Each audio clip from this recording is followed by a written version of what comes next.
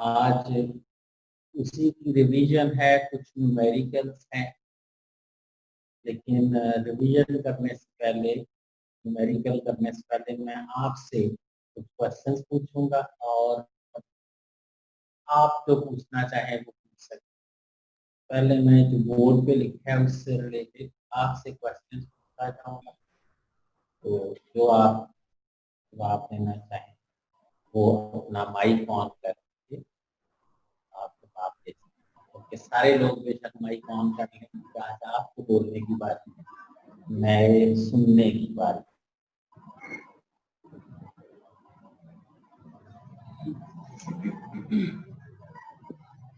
बेटा आपको क्या बैठे बैठे बता, ये जो पहला रिलेशनशिप लिखा हुआ उसको अल्फाज में बयान कर रहे हैं। ये जो रिलेशनशिप है इसको अल्फाज में नरेट करके बयान करके लिखेंगे।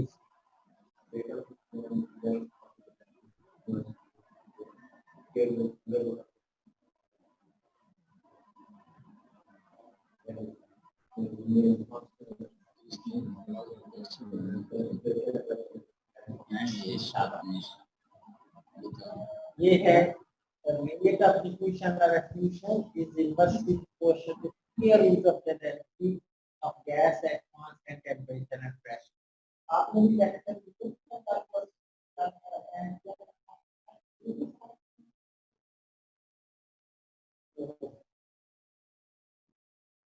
तो ये जो डेफिनेशन होती है immediate application बस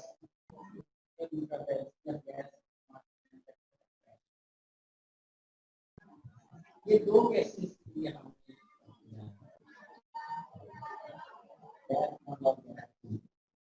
और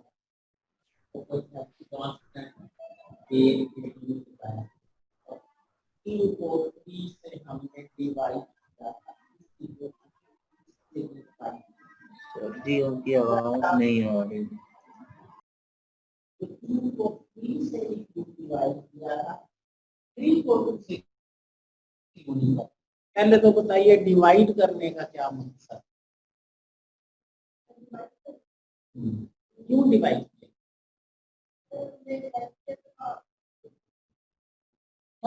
दो उदाहरण में आता है आप आपके अक्सर फलानी इक्वेशन को निकालने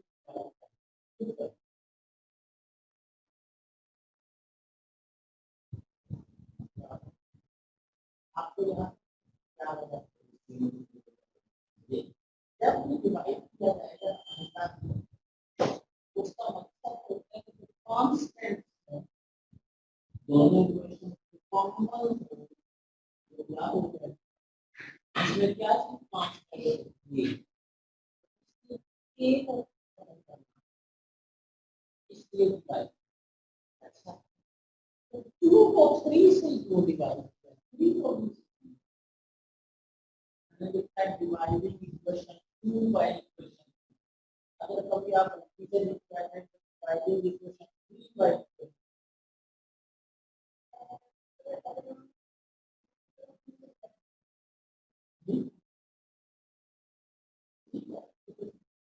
कैसे याद रहेगा इसको किससे कभी आप भूल जाएंगे।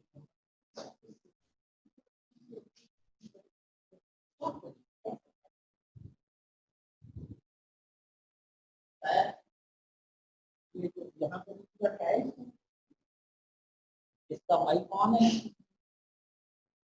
अगर वो सुन रहे हैं इन्हें पूछेंगे कैसे पता चलता है कि 2 को 3 से डिवाइड करना है, 3 को 2 से माइक कौन है?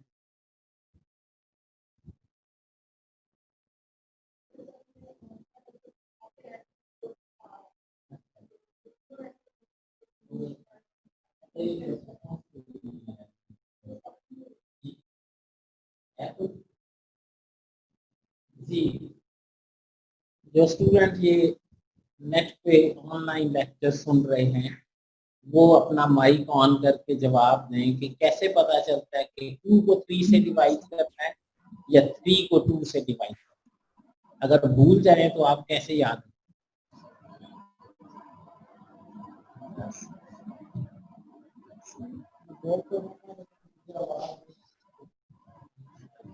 चलो कोई बात। माइक के करीब होके बोलें।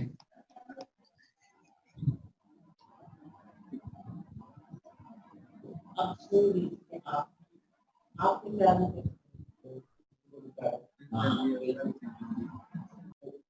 ये याद रखें कि इसमें कोई पाबंदी नहीं है कि 2 को 3 से करें या 3 को 2 से, कतई कोई फर्क नहीं है। बस किसी एक को किसी दूसरे से दिखाना और मकसद क्या है, कांस्टेंट को कैंसिल।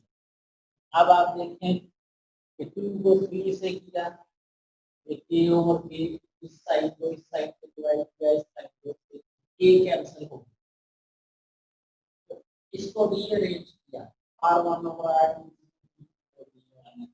अगर आपने 3 को 2 से किया होता, अगर उसके ऊपर रखा होता और उसको कीजिए, फिर क्या r2 ओवर r1 उसकी हाजिरी भी लगी हुई पे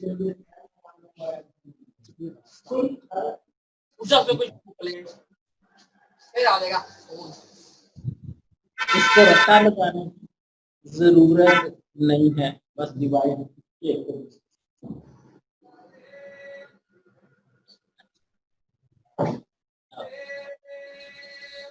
अब ये जो इक्वेशन 4 है, इक्वेशन 4 को अगर एक पास में बयान करना चाहिए, इसको नरेट करें, इस इक्वेशन को डिफाइन करें। जो ये ऑनलाइन सुन रहे हैं, अगर उनमें से कोई डिफाइन कर सकता हो तो इक्वेशन 4 को एक पास में कैसे बयान?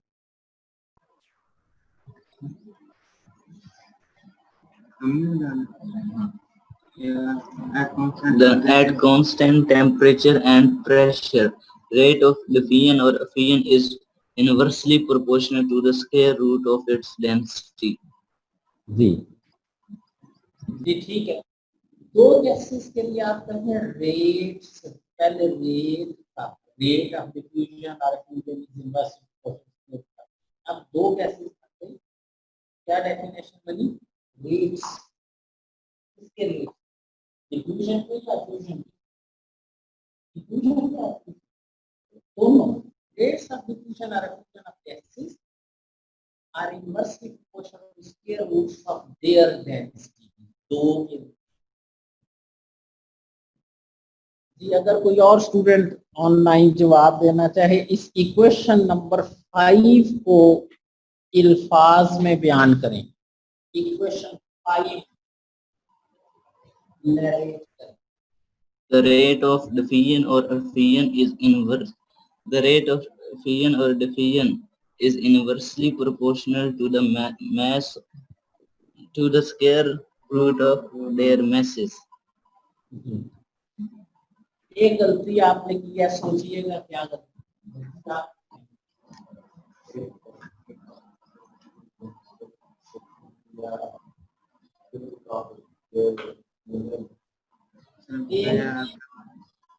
एक लफ्ज की गलती। जब दो गैसेस के लिए आप कर रहे हो तो आप कहेंगे rates of diffusion or effusion of two gases are inversely proportional to square roots of their molar masses या molecular weight। रेट्स इंग्लिश के पॉइंट ऑफ व्यू से जब दो या दो से ज्यादा चीजें हैं तो उसके लिए प्लूरल का सीगा आएगा। रेट्स ऑफ डिफ्यूजन और of two gases are inversely proportional to square roots of their molar masses या molecular weight। ये ग्राहम्स लॉ की 3 डेफिनेशन आती है। इसको अल्फाज में बयान करना आता है, तो अल्फाज में बयान करना आता है। ये उसकी वेरिफिकेशन है। एक शीशे की ट्यूब है, कितनी लंबी ट्यूब हमने डाली, ये ट्यूब की लेंथ याद है कितनी होनी चाहिए? ये सामने लिखा होगा 59.5 यहाँ तक है, 40.5 यहाँ तक है, टोटल 100 की। 100 सेंटीमीटर, ये 100 सेंटीमीटर लंबी। अगर 100 सेंटीमीटर ट्यूब आपके पास ना हो तो आप 1 मीटर लंबी, अगर 1 मीटर वाली ना हो तो 1000 मिलीमीटर वाली, 1 मीटर वाली ज्यादा लंबी होगी या 100 सेंटीमीटर वाली ज्यादा लंबी होगी या 1000 मिलीमीटर, एक ही चीज है। आप 1 मीटर में है तो कोई लोग इतनी सारी मीटर से थोड़ा सा 100 सेंटीमीटर क्या है, हम 1000 मिलीमीटर, तो ट्यूब ले ले, शुरू में दोनों तरफ से खुली होगी, इसमें वाटर प्लग लगाएंगे, एक तरफ अमोनिया का और एक तरफ HCl, cotton plug soak the ammonia, cotton plug soak the HCl। कैसे आपने कभी जिंदगी में कभी कॉटन प्लग किसी को लगाए हुए देखा? हाँ, समझने के लिए कह रहा था, कॉटन प्लग आपने कभी लगे हुए देखे?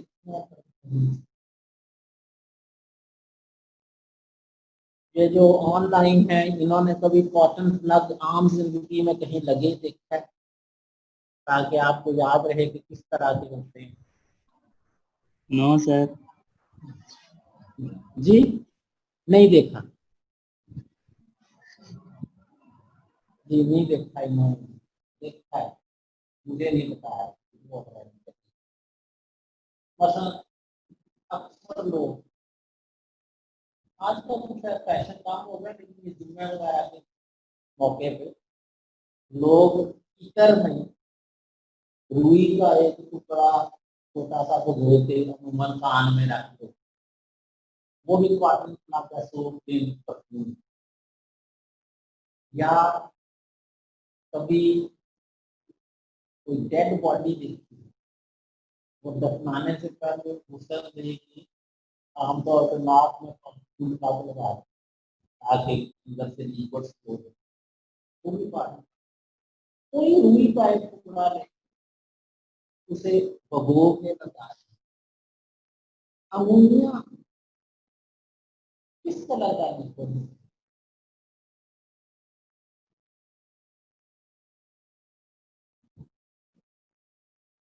अमोनिया किस कलर का लिक्विड होता है? जब लाइन पे है, उन्होंने कभी देखा है अमोनिया का सिर्फ? No sir. अच्छा जी, आप सुन लें। अमोनिया बुनियादी तौर पे एक गैस है, उसे पानी में डिसॉल्व करते कलरलेस सॉल्यूशन बनता है, बिल्कुल बेरंग पानी की तरह। उसमें से गैस निकल रही होती है लेकिन हमें नजर नहीं आ रही, स्मेल होती है उसकी, नजर नहीं आती, कलरलेस पानी की तरह। लेकिन पानी में जस्ट वो सोल्यूशन बन जाता है। दोनों लिक्विड्स में अमोनिया और HCl रखा हो, बुखारात निकल रहे होते हैं, हमें भी कुछ नजर आता है। टुकड़ा अमोनिया में भिगोए, अमोनिया सोल्यूशन में एक HCl सोल्यूशन, और इस ट्यूब के दोनों एंड्स पे एक एक लगा, लेफ्ट साइड पे कौन सा लगाना है, राइट साइड?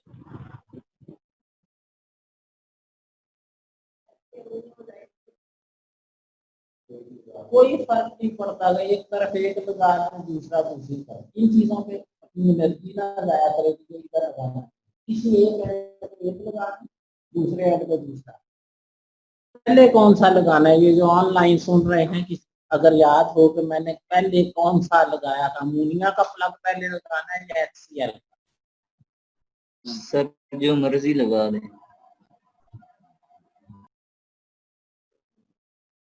याद रखें, जो मर्जी नहीं लगाना, तो कौन सा पहले लगाना है? जो मर्जी पहले लगा दे गलत है। कौन सा पहले, कौन सा पहले? शर्त है दोनों इकट्ठे लगाने हैं बैक वक्त।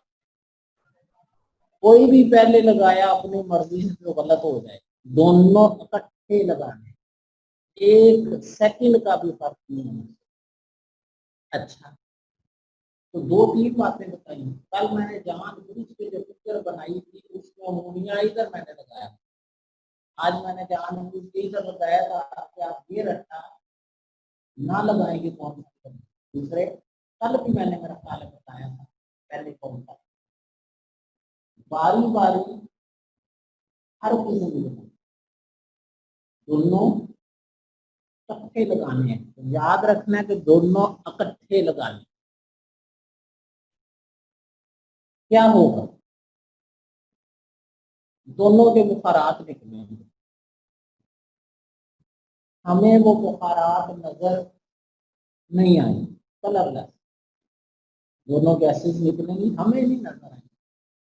फिर हमारे पास क्या सबूत है कि निकल रहे हैं? कि जहां दोनों गैसेस आपस में टकराएंगी वहां अमोनियम क्लोराइड के फ्यूम्स बनेंगे, धुआं सा बनेगा। जो है ना, ये धुआं सा कहाँ से उठता है? तो जहां अमोनिया और HCl मिलते हैं वहां धुआं। तो शायद क्या उठता है, जो धुआं सा कहाँ से उठता है? तो जी चाचा जी अमोनिया और HCl मिल रहे हैं इसलिए धुआं उठता है, आप ऐसे ही परेशान हैं। तो जहां अमोनिया और HCl मिलते हैं वहां वाइट फ्यूम्स। इधर से HCl के बुखारात निकले, इधर से अमोनिया के निकले, जहां आपस में टकराई वहां वाइट फ्यूम्स बने, अमोनियम क्लोराइड के एक रिंग सा। अगर दोनों की रफ्तार बराबर होती, जिस रफ्तार से अमोनिया के बुखारात चलते उसी से HCl के बुखारात, तो ये अमोनियम क्लोराइड के फ्यूम्स कहाँ बनते?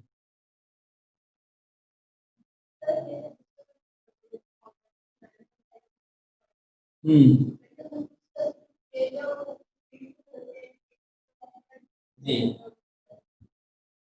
पहली बात तो ये कि ये जो है ये वैल्यू ये एक्सपेरिमेंट से आई है, ये इतने पे ही बनते।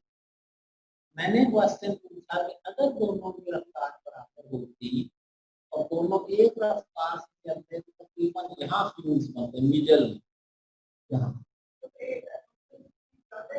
हाँ, आपने जिंदगी में पहली कभी ये इसलिए यहाँ बने, दुनिया तेज चल रही है या रास्ता चल रही है।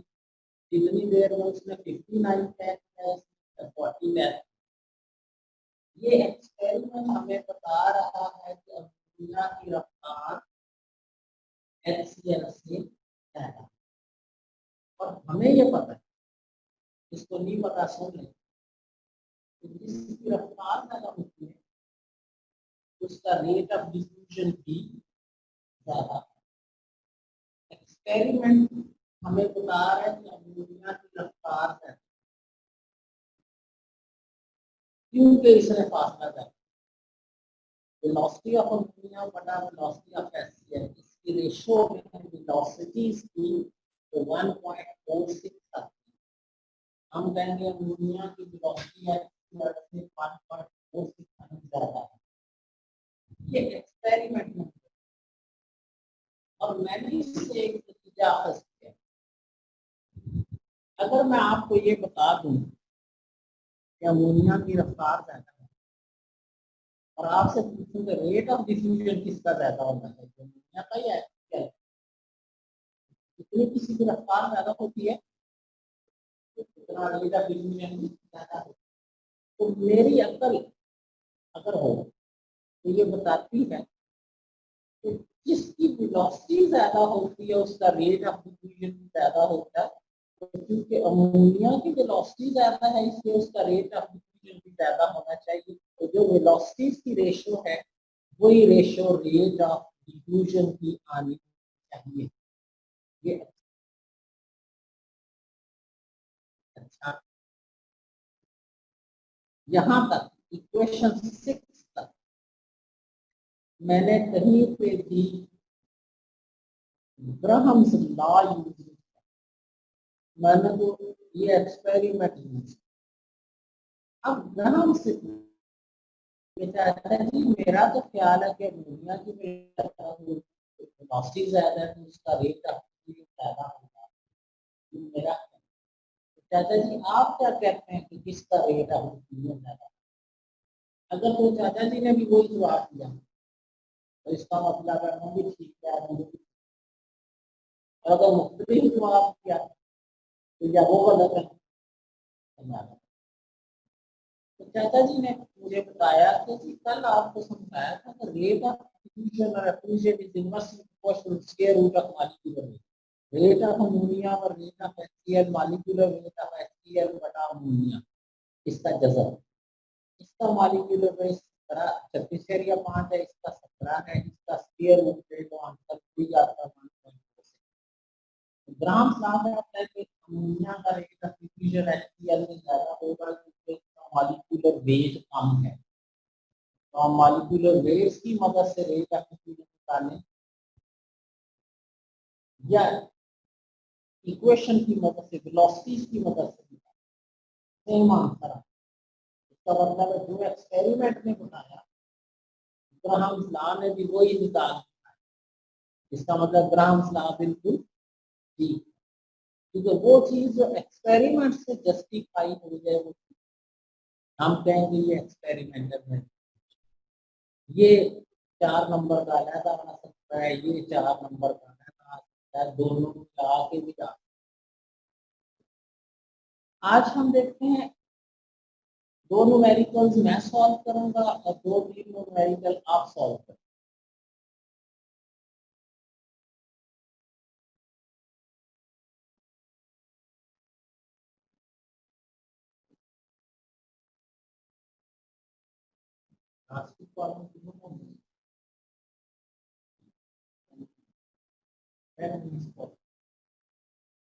ये एक न्यूमेरिकल है, अक्सर पेपर में पूछा जाता है।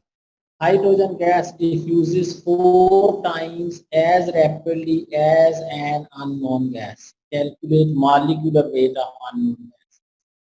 आपको ये बता दिया है कि एक गैस है, हमें नहीं पता कौन सी, उसका रेट ऑफ डिफ्यूजन हाइड्रोजन से 4 गुना ज्यादा है। सॉरी, हाइड्रोजन का रेट ऑफ डिफ्यूजन उस अननोन से 4 गुना ज्यादा है। Hydrogen gas diffuses 4 times as rapidly as unknown। जितना अननोन का हाइड्रोजन का उससे 4 गुना ज्यादा है। और पूछा कि अननोन गैस का मॉलिक्यूलर वेट पता है, तो हाइड्रोजन का अननोन के मुकाबले में 4 गुना ज्यादा। तो पहले हमें सोचना पड़ेगा कि अननोन का कितना है। फर्ज करें अननोन का रेट ऑफ डिफ्यूजन x है, हमें नहीं पता कितना, जितना भी x है तो हाइड्रोजन का 4 times x उससे 4 गुना। अगर मैं इसे 1 फर्ज कर लेता तो हाइड्रोजन का 4 होता। अगर मैं इसे 10 फर्ज कर लेता तो हाइड्रोजन का 40 होता। तो मैंने अननोन को x सपोज किया और हाइड्रोजन का उससे 4 गुना ज्यादा है। ग्राहम्स लॉ लगाया, rate of hydrogen over rate of unknown.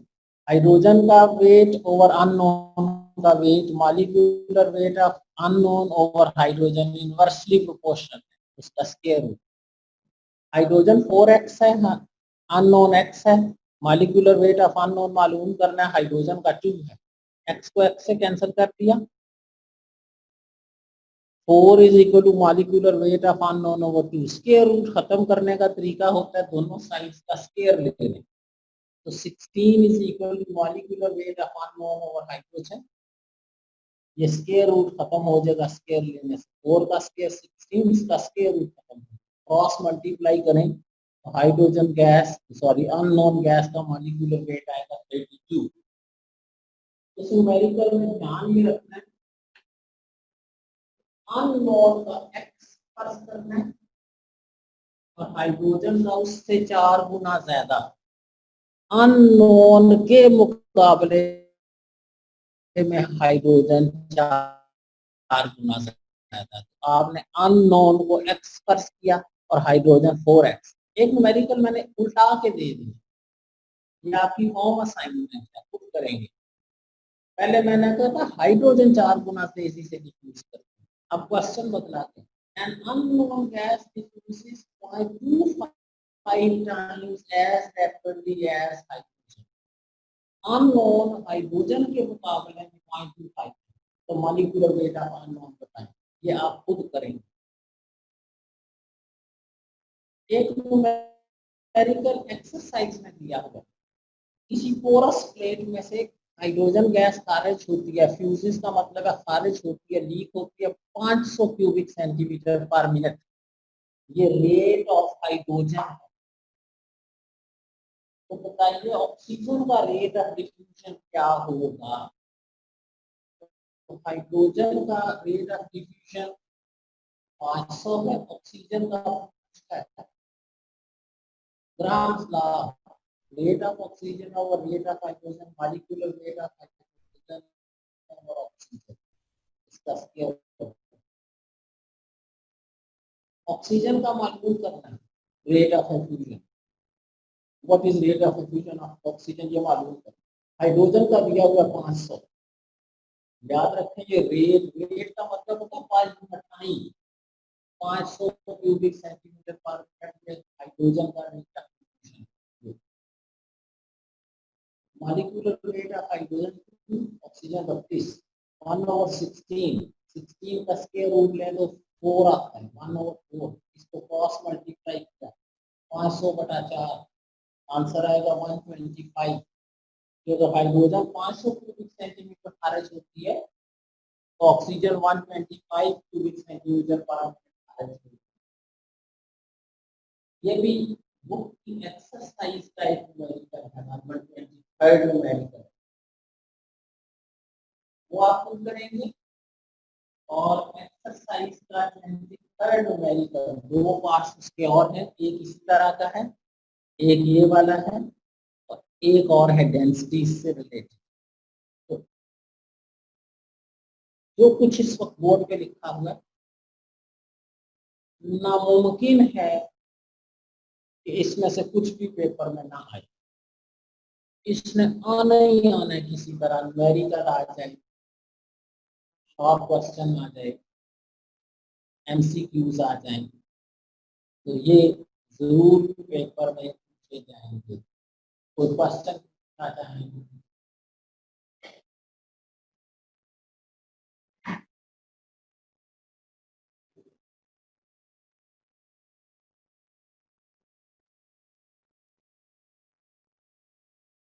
आज आपने एक तो एग्जाम्पल नंबर 7 सॉल्व की हुई है बुक में, पेज 60 पे एग्जाम्पल नंबर 7 ये करके देखनी है, और न्यूमेरिकल नंबर 21, 23 नहीं 21, उसके 3 पार्ट्स हैं, एक मैंने सॉल्व कर दिया, 2 पार्ट्स आप खुद करने की कोशिश करेंगे, नहीं होंगे तो मैं कल सॉल्व करवाऊंगा। ओके, नेक्स्ट अरे जो आपने क्वेश्चन दिया होम असाइनमेंट, ये भी करना जी, ये जो आपने क्वेश्चन दिया है ये भी करना, उसके साथ एग्जांपल नंबर 7 और क्वेश्चन नंबर 21 भी करना। एग्जाम्पल नंबर 7 और न्यूमेरिकल नंबर 21 और ये जो बोर्ड पे एक असाइनमेंट में न्यूमेरिकल, ये 3 काम।